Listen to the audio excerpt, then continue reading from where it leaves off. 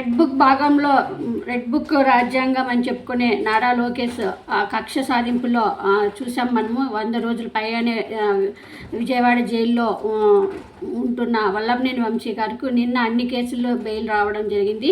ఈరోజు ఇంతకుముందే జస్ట్ ఇప్పుడే వల్లభనేని వంశీ గారు జైలు నుంచి విడుదలయ్యారు. అభిమానులు జై వల్లభనేని వంశీ అంటూ కూడా అభిమానులు స్వాగతం పలికారు. ఆ విజువల్స్ చూడండి. వల్లభనేని వంశీ గారు విడుదలయ్యారు. పేరు నాని గారు, రేళ్ళ అప్పిరెడ్డి గారు, చాలా వైఎస్ఆర్సీపీ నాయకులు, కార్యకర్తలందరూ కూడా స్వాగతం పలికారు వల్లభనేని వంశీ గారికి.